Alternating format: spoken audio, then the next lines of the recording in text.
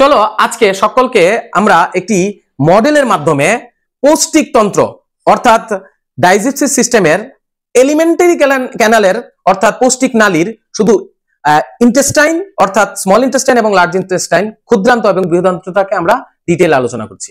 ঠিক আছে? Yes, sir. তো এলিমেন্টারি ক্যানাল যেটা পৌষ্টিক নালী যেটা সেটা কিন্তু একটাই নালী, মুখ থেকে শুরু হয়েছে, মুখ থেকে তারপরে এই দিক দিয়ে হয়ে ইসোফেগাস খাদ্যনালী হয়ে তারপরে সেটা যাবে স্টমাকে, স্টমাক থেকে সেটা আসবে ইন্টেস্টাইনে, এইভাবে একদম পায়ু অর্থাৎ অ্যানাস দিয়ে বেরিয়ে, সেটা কিন্তু একটাই নালী, বিভিন্ন জায়গাতে বিভিন্ন রকমের ব্যাস জাস্ট, আর কিছুই নয়। তো পৌষ্টিক তন্ত্রের যে এই অংশটা এটা হচ্ছে ইন্টেস্টাইন। ইন্টেস্টাইনের তিনটা অংশ স্মল ইন্টেস্টাইনের, একটা হচ্ছে তোমার ডিউডেনাম, একদম এই যে এখান থেকে স্টমাক থেকে বেরিয়ে যে ইন্টেস্টাইনে লাগলো সেই অংশটাকে বলা হয় ডিউডেনাম। এর পরের যে ইন্টেস্টাইনের অংশটা এই জায়গাটা এটা হচ্ছে জেজুনাম। এর পরের ইন্টেস্টাইনের অংশটা এটাকে বলা হয় ইলিয়াম।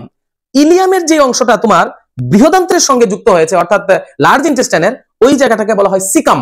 আর এই যে এটাকে বলা হয় অ্যাসেন্ডিং কোলন, আর এটাকে বলা হয় ট্রান্সভার্স কোলন, আর এটাকে বলা হয় ডিসেন্ডিং কোলন, আর এইদিকে একটা কোলন আছে যেটাকে আমরা বলবো সিগময়েড কোলন, আর এইখানে আছে আমাদের রেকটাম, এর পরে হচ্ছে তোমাদের পায়ু অর্থাৎ অ্যানাস। এই হচ্ছে আমাদের কি স্মল ইন্টেস্টাইন এবং লার্জ ইন্টেস্টাইনের বিভিন্ন পার্টস গুলির নাম।